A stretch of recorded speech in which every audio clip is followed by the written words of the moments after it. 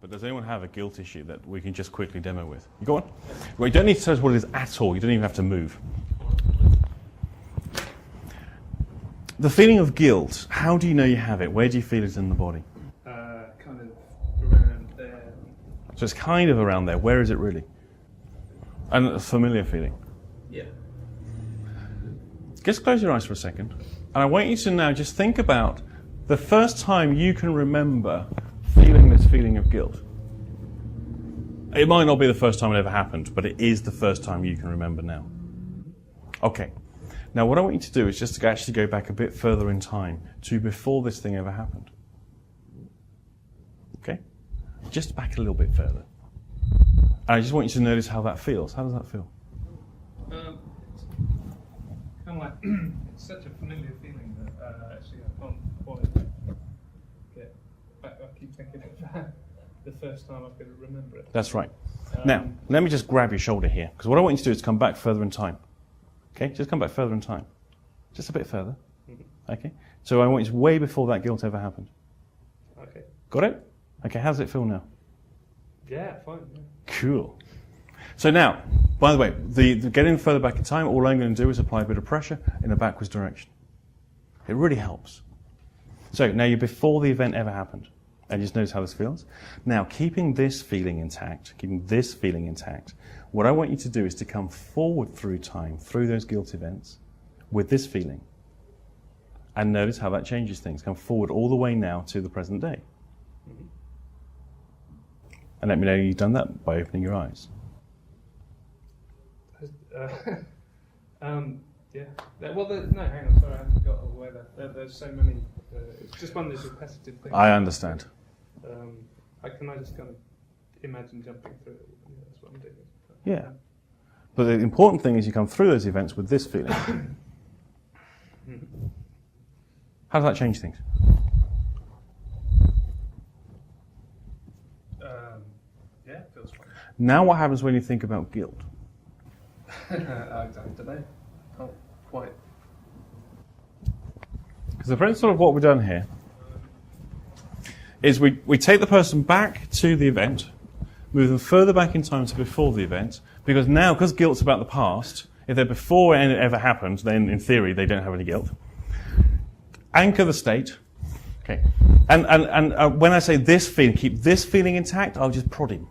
Okay? Because he knows what I mean. Then we move them forward through time.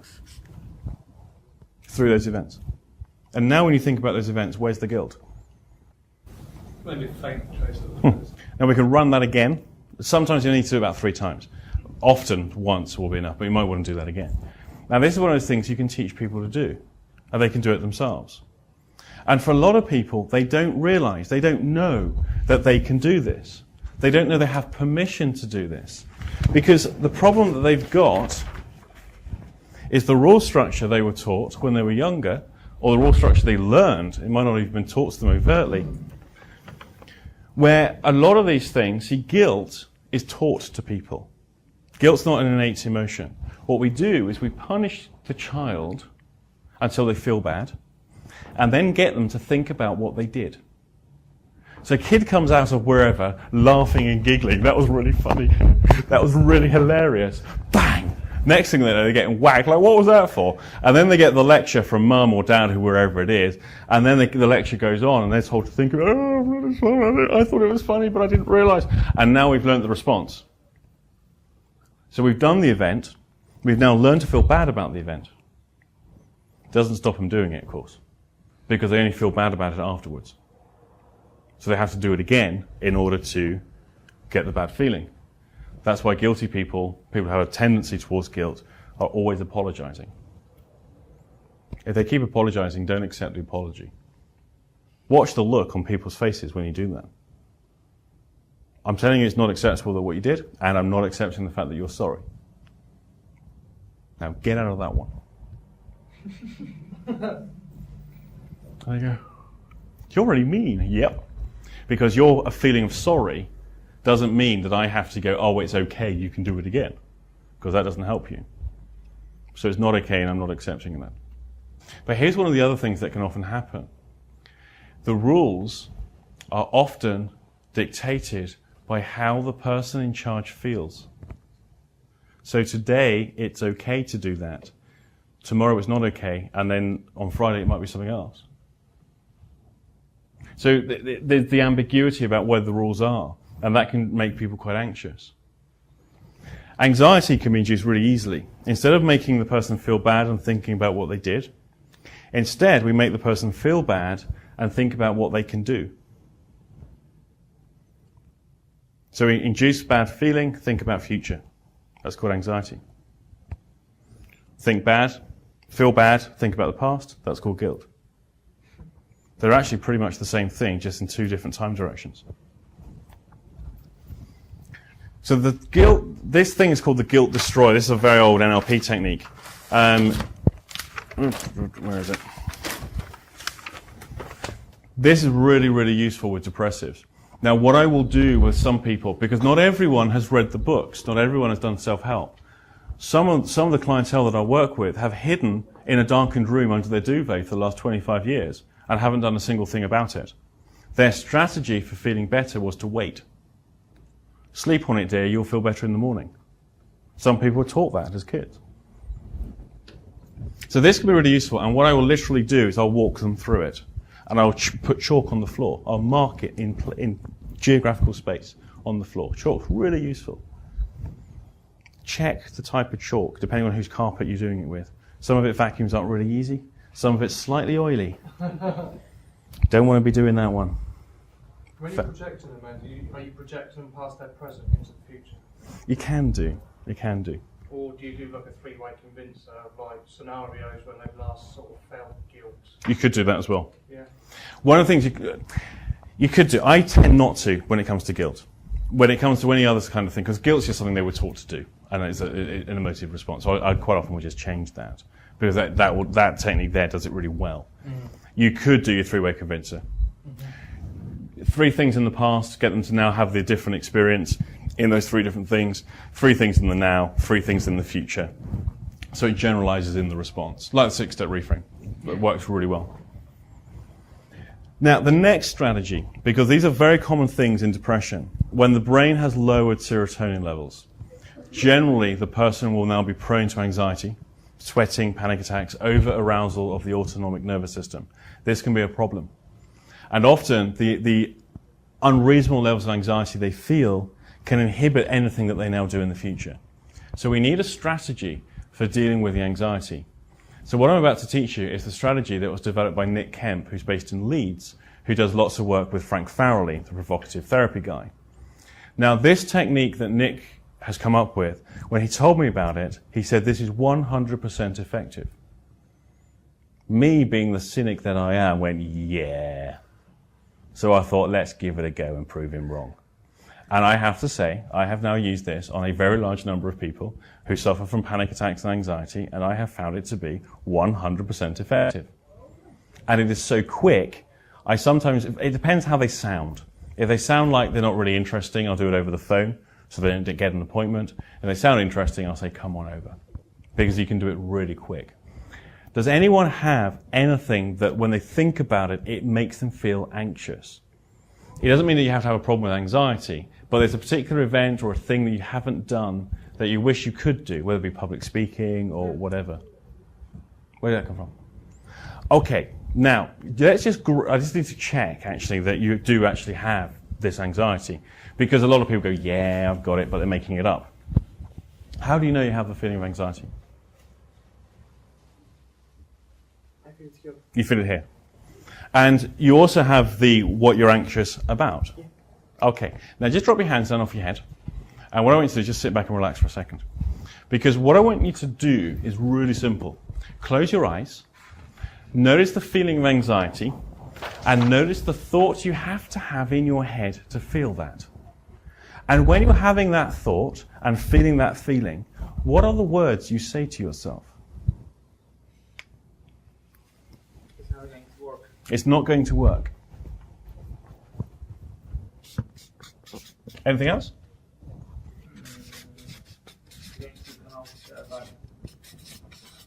So it's not going to work, it's going to come out bad. Yeah? And the result is going to be different than expected. All right. So, I'm going to take just the first two sentences. How quickly do you say those to yourself? How quickly do you say it's not going to work, it's not going to come out, it's going to come out bad? This way, it's not going to work, it's going to come out bad. Okay, now I'm going to demonstrate for you the speed by which I want you to say those words. Don't say it out loud, don't mimic me or copy it yet. I'm going to demonstrate for you. As you think about that thing now, I want you to do it like this. It's not going to work. It's going to come out bad.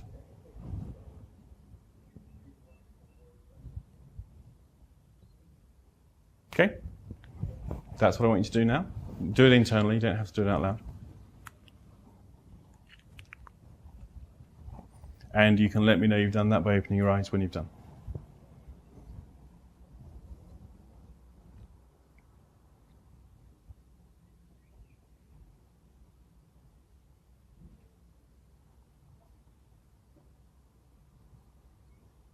Done. Okay, open your eyes. When you do it at that speed, what happens? How does it feel?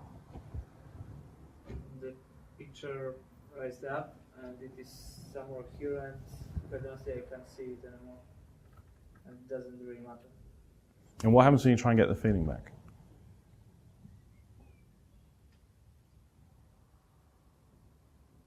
It doesn't work. Try harder.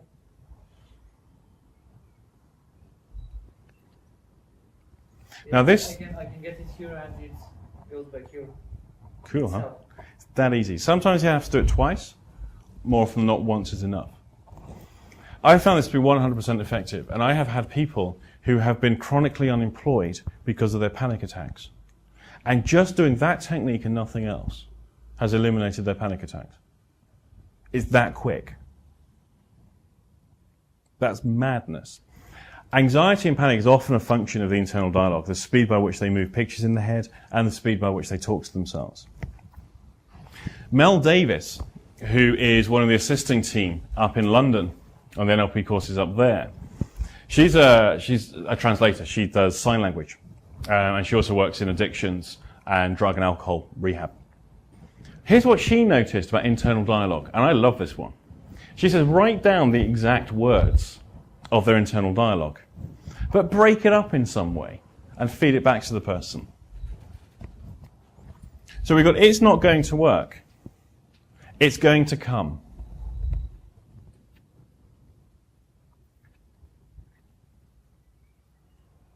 Now close your eyes and run these words through your head. It's not going to work. It's going to come.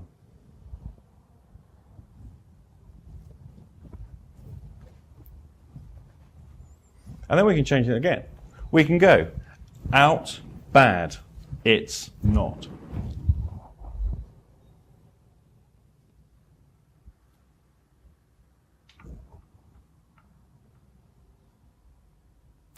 Going to work, it's going.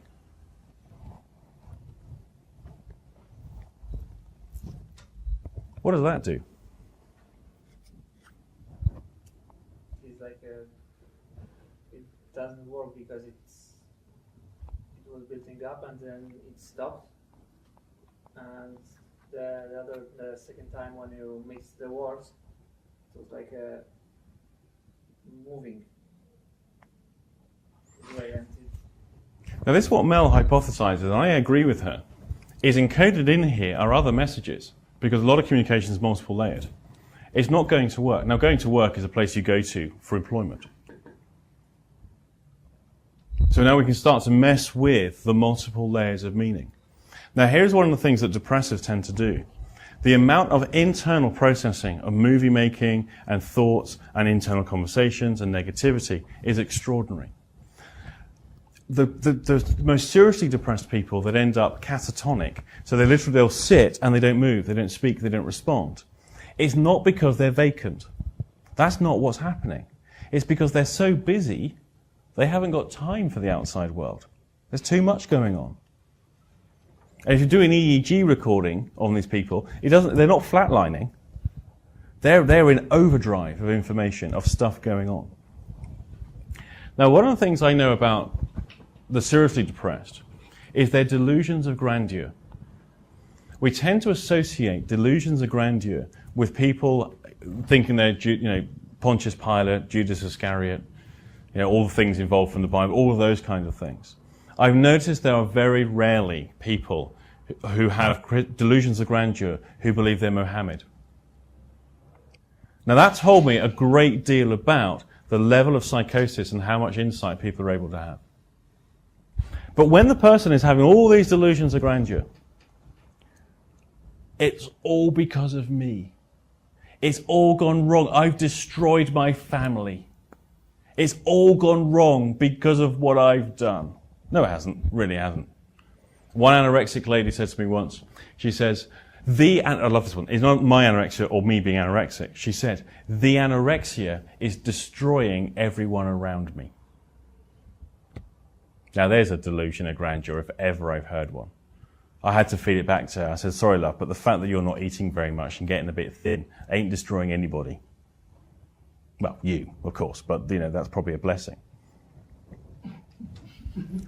That kind of she went, what? I had to do a double take. So these delusions of grandeur. So quite often, the story, when you do your preliminary interview with somebody and they give you all this story, I'm writing down some of the key expressions they have. Because a lot of people have these ready-made cliches that they communicate with. And they keep, at the end of the day, that kind of, they keep using it. I will take those cliche statements they make and write them down. Meanwhile, as I'm writing these things down, said depressed client is thinking they're really interesting. Or at least I'm really interested in the story. I have no interest in their story. I'm looking for how they support the story. And this technique is just priceless for working with some of those internal cliches, because the story is no longer coherent when you take apart the way that they construct it together. Yes. Andrew, with that statement there, it's not going to work, I've sort of been taught or trained that the brain doesn't register the word no, like don't touch that. Oh, it basically means touch that. So could you remove the word not? It's going to work. It's the weirdest thing. It is the weirdest thing. We've got a Siamese cat. And I've never had a Siamese cat before. I got married last year. Laura's got this cat, and she's had it it was 10 years old now. I've never met a Siamese cat before. Has anyone got a Siamese cat? Don't. Trust me on this one. Don't get a Siamese cat. They are incredibly conversational. I reckon this cat's got a vocabulary of somewhere between 200 and 300 words. Honestly, it is extraordinary. I've never met a cat like it. I hate it. No pretense about it at all, because it's like, it knows what's going on. It's incredible. And the other thing about it is it really loves my spider plant to eat it. And if I can, it knows. It absolutely knows. And what it will do, I've seen him do it.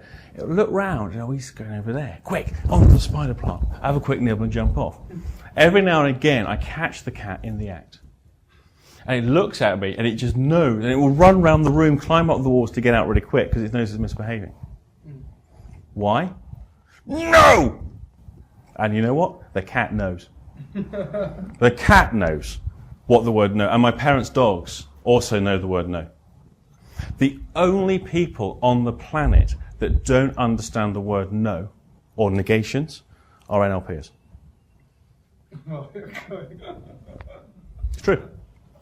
There is something that happens the moment you get that certificate, your brain goes crazy, and suddenly you can't process negations, and you're incredibly damaged by all those post-hypnotic suggestions that people come out with accidentally. No one else gets affected by them. Only NLPers do.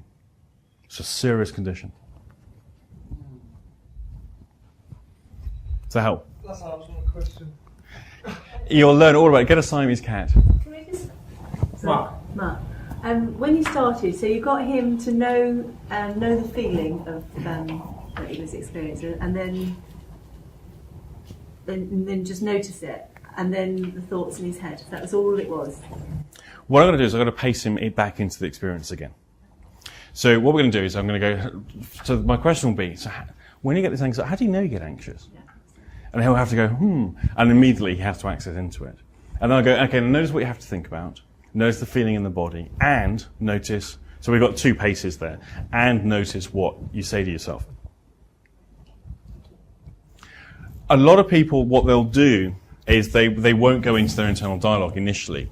They'll start giving you a description about the experience. In which case, go, no, what do you say to yourself when you're having this feeling and you're thinking about that thought? So you might just need to coax them back again. Because a lot of people are so caught up into the role and the script of being a client, they're trying to help you. And a lot of clients will do this. They fall in really 3 camps. The indifferent, which are the easy ones to work with. The ones who are really eager to help me, which are just a nightmare of people to work with. And the people that go, I want you to help me, but I'm not going to let you.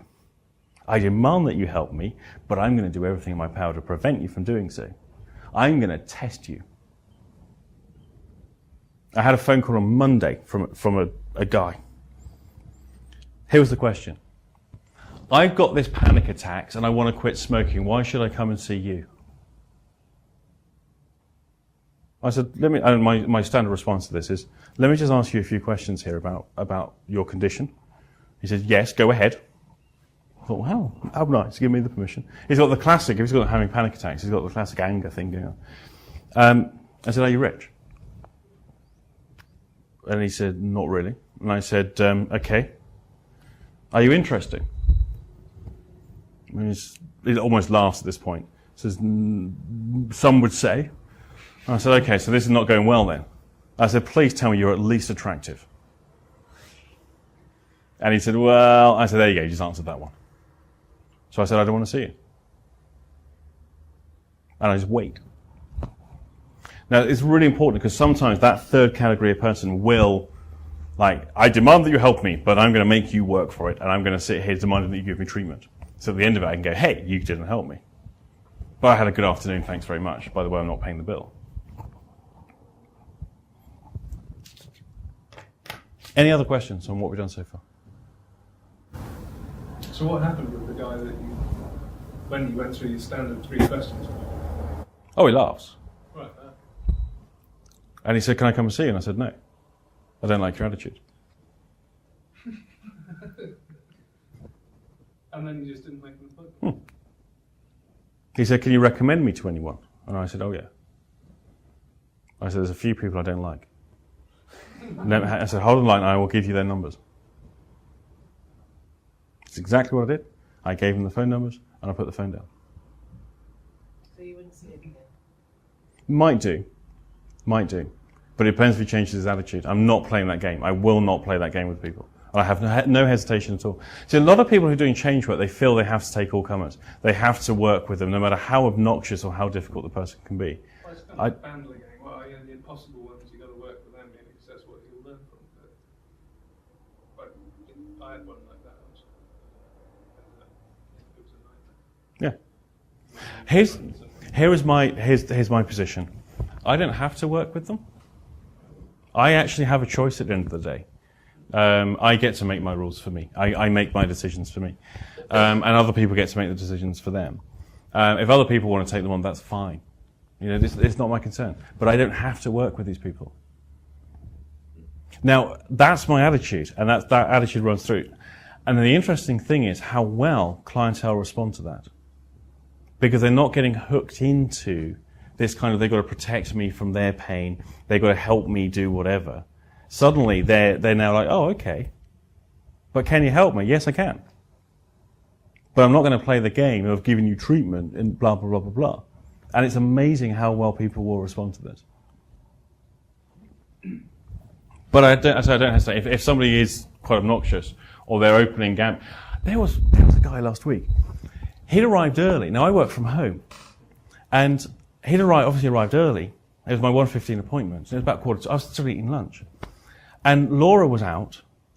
She was out at work, and I'm sat having lunch, watching something on the BBC website at my computer, and I can hear a man in my kitchen. Well, I hear someone in my kitchen. Now, my first thought is, that's odd, because Laura's up in Yorkshire or wherever it was. And I'm thinking, okay. So I get the baseball bat, and I wander out, and there is a man standing in my kitchen. Oh, hello. Sorry, I didn't know where you were. And I said, most people ring the doorbell. He said, I might, whatever. And I didn't shake his hand. Because at this moment in time, this is really odd behaviour. So I said, most people ring the doorbell. And he was not interested at all. So I said, get out of my flat. And he's like, tries to laugh it off. And I said, I'm not laughing. Get out of my flat. And as he starts to get out of the flat, I said, you will ring that doorbell and come in here properly. And he did. He went back out the doorbell, he shut the door behind him, and he rings the doorbell. And I leave him waiting for a few minutes, and then I let him back in again. It's really, really important. You must be, because that's just part of his symptom. He's a nice guy, he was harmless.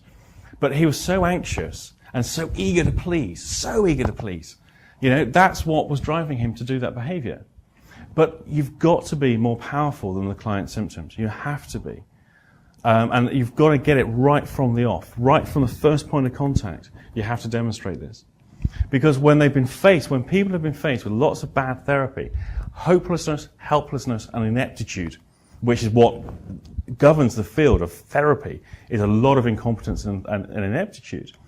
When their experience has been repeatedly that this doesn't work, they're going to bring the same stuff to you.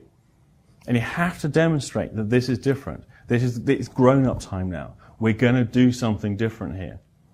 It's a really important sequence of steps.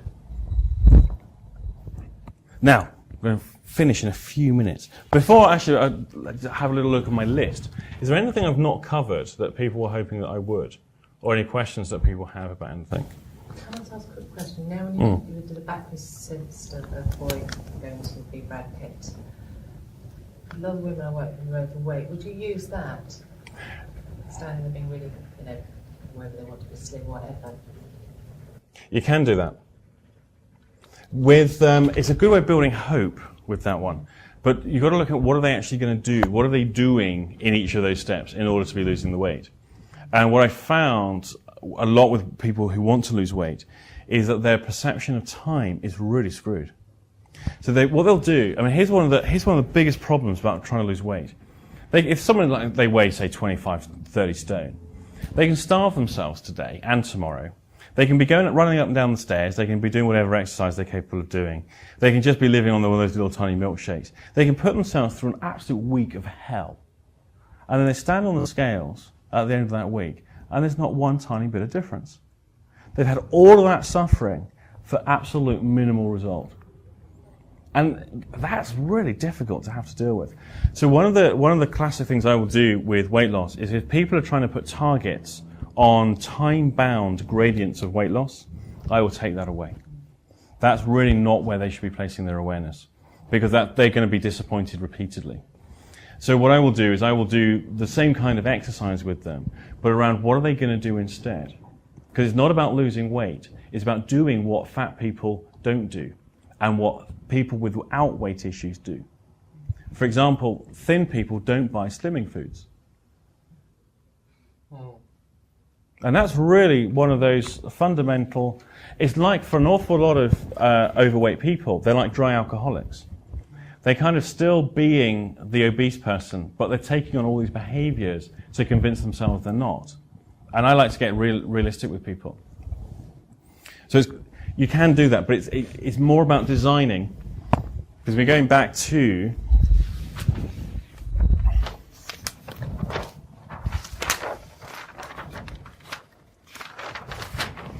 these 4 conditions.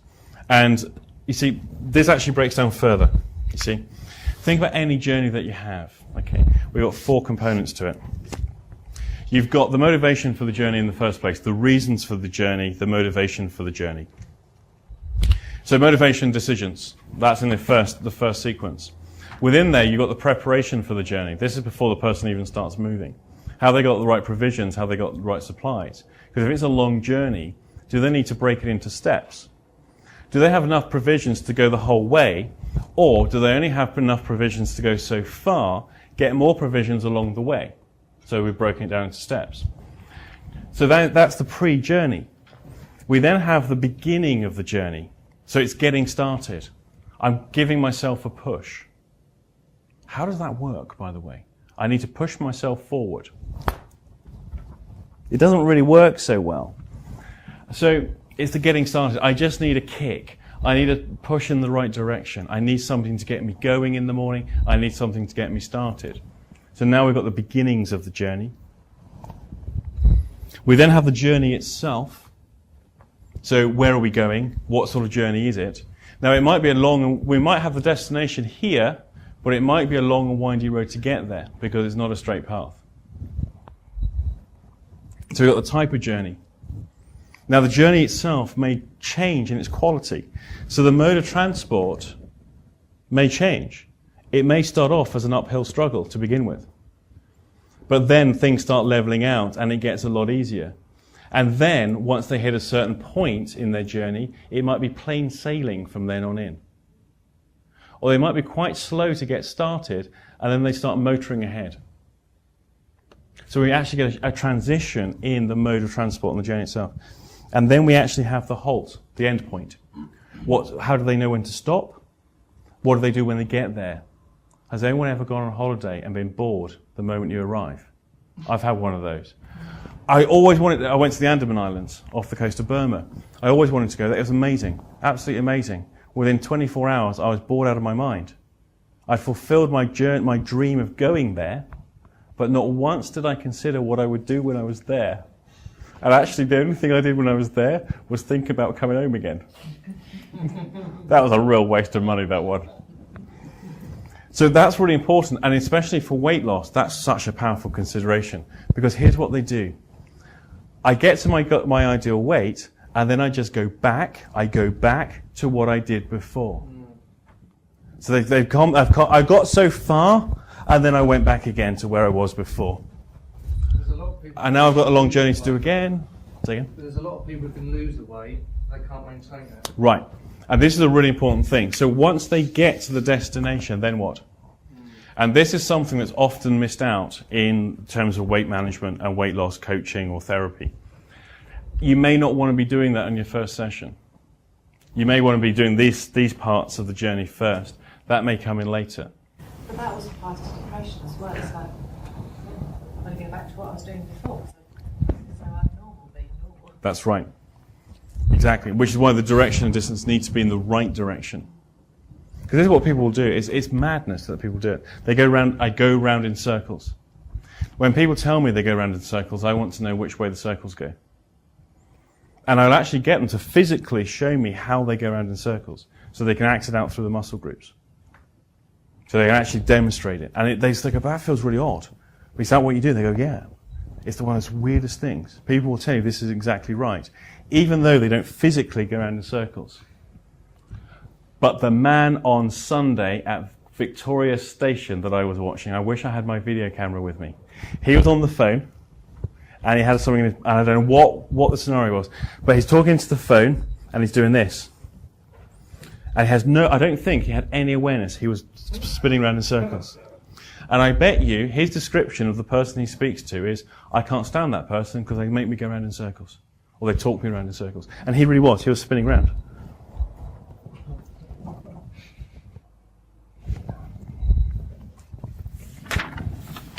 Now, here's the one, it's back to this kind of thing. Because some people say, I get angry at myself. I hate myself. I loathe myself. I criticize myself, that kind of stuff. I will tend to agree with them and side with them. Because that's my opening gambit with them. I will agree with them. Now, one of the most common things that's said about depression is it's anger turned inwards. That's quite an oversimplification, and I used to dismiss it. But the more I actually listen to internal strategies that depressives have, the more actually that does seem to apply. But it's not the totality of it. So now, when the person goes, I hate myself, I'm going to look at the hate strategy. Or they say I get angry with myself, or angry at myself. I go, yeah, I would too. What sort of things does yourself do that warrants the anger? And often what they'll do is they will give you a different perspective on the stuff that in another mindset they probably feel guilty about. Does that make sense? So I get angry at myself because I constantly mess up my life in such and such and such and such. Or, as a lady I worked with last week, I hate myself because I sleep around with men after I get drunk. But on another level, in a different point of a conversation, she says, I feel so guilty for sleeping with other men. And at another point in the conversation, she makes a reference to having, I feel so low and I feel loathing because I sleep. So these are different angles into the same problem. I agree with them. That's what I'll do. So you hate yourself. Yeah, do you feel like you're a bad person? I agree with you. And it's the weirdest thing. People start to go, oh. And I make it okay to be that way. I won't try and get them to change it. I don't try and raise the self-esteem. And I never give them reassurance or that kind of stuff. I'll tell them it will be okay. Well, one of the games I'll actually play is I'll actually play devil's advocate and even exaggerate it even more. Frank Farrelly's work with provocative therapy is priceless for this kind of stuff. And I'd highly recommend looking at that. The other one you can do, especially with things like anger, is the eye movement work. Have you ever done anything like that? Do you want a quick demo? Because real quick. No, we'll just... Yeah, we'll use you. Do you have a feeling or an emotion that's a bit of a problem for you? Suppose they get really angry. They are really angry. And I'll go, yeah, that's right. Now, this anger, on a score out of 10, how strong is this feeling? Because they're going to make their anger about me, okay? I'm angry because of what you did. What you said has made me angry. So they're not owning it. They're making you change. They're not making themselves change. So they'll go, I'm really angry. I go, okay, and this anger, how strong is this out of 10? Oh, it's 10 out of 10. Really? And how familiar is this anger? In one quick step, you've just made it back about them again. Because they go, it's really familiar. This is obviously now what they do. It's their thing. Now what we're going to do is a quick regression by familiar, asking how familiar. They've had to set up a comparison across time. So now we ask, and when is the first time you can remember feeling this feeling? Bearing in mind, it may not be the first time it ever happened, but it is the first time you can remember now. And their brain goes, and they'll do a transderivation. Sometimes they will go, well, I don't remember, because they don't want to get involved with that. They don't want to get into that. You know, they're quite happy, because this isn't about me. This feeling's about you. You're the one who did this to me. You're the one who put me on the spot and made me feel angry, or whatever it is. It's not about me, it's about you. So I just deflect that back, just deflect it back. So when is the first time you can remember feeling this way? They will find a transderivation, they'll remember it, and how vivid is that memory is always going to be vivid. Always. Have them get them to remember that thing, hold it in mind, move their eyes around. There's complex neurological reasons as to why. Don't need to worry about that this evening. Then, recalibrate. Often the feeling will come way down. Sometimes it's gone completely. More and often than not, about halves. That's a new feeling. It's a different feeling. It's not the same as before. It feels the same, but it's different because it's a different feeling. Run the algorithm again. Usually within 2 or 3 repetitions, they no longer have the state. Then what I'll do is I'll start getting them angry again. Just because I'm like that, because I like to try and test it. So I want them now to start going, no, I'm not getting angry. I'm not doing this anymore. And I now encourage them to try and do it. Just like I encourage most of my clients to continue with their problems, to do more of it and legitimize it. Does that help? And it's priceless. And that algorithm, this is from the eye movement workshop, that will get you out of any bother you ever get into with a client when you piss them off. When they have that bad thing come up and they start leveling an accusation at you, run that pattern on them. You're actually working on the effect, you're not looking at the cause, are you? No, not that one. I'm looking at the response set. Yeah. Because the response sets they give me are not going to be new and unique. Their response sets are what they do. Scary Mary was my next door neighbour in Chichester, one of my neighbours. Scary Mary, we got off to the bad start the day I was moving in. It has to be said, I was possibly ruder than I needed to be with her behaviour, and her behaviour was not acceptable. For the next year or so, she blanked me at every opportunity, was not particularly pleasant, shall we say. One day I stopped her in town, and she was desperately wanting to have some reason to be angry with me. And I said, Mary, I just need to ask you a very simple question. And she kind of like glared, didn't speak. And I said, were you angry before you ever met me? And I walked off. That absolutely scuppered her ability to continue that charade. It's that pattern behaviour. Doesn't have to be a cause. It's just that. She was making it all about me. Yeah. But all I've got to do now is jump it across time, outframing it from where I was in her timeline to a different point in time. So no, it's no longer about me anymore. Really neat trick. Okay, I think our time is up. Could you quickly backtrack to the 4 steps on the direction chart? I think it's over the 3 or 4 boxes. That one there. Okay, here's how to think about this. Just think about this metaphorical representation as a journey. Yeah. So in a minute, you're about to take a journey home. Yeah. You've got your motivation for undertaking the journey. Yeah. You've got your resources in place to undertake the journey. Yeah. You've got then the point here, the cusp of now getting started. So at some point, to begin the journey, you're not just going to be from here immediately home. You have to get up, you have to move physically. Yeah. I'm presuming you're getting into a car, so your mode of transport is going to change. Your resources required for that change in mode of transport are things like fuel. Is the car working? All that kind of stuff. So we've got the resources involved with the journey and then the getting started. It might be that your starter motor, for whatever reason, doesn't work, so you need someone else to give you a push. But once you get going, you've got enough momentum that you can carry on the journey. Okay? So that's your second step. Then you've got the actual journey itself. I'm presuming you're not going too far, but if you were going, say, to the North Pole, you may not want to do this in a single step, and you may need to stop off on the way, or that may be a long-term goal over the next 10, 20 years, in which case you work towards it in incremental ways. You then have the arrival, or the cessation of the journey. You may come to a premature halt. Your car might break down. The police might stop you. There's all those other things that could happen. Or you arrive at the destination. Right. Well, here's what I would recommend you do. Start listening out in any interviews, people talking, for references to any of these 4 things in their language.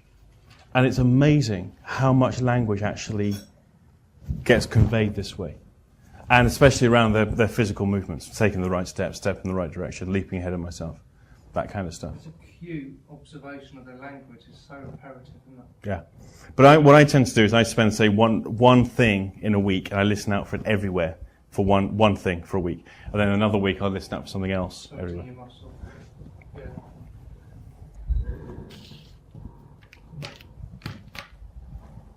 So I would like to thank you very much, everybody, for giving up a Thursday and coming to listen to me waffle on. Thank you.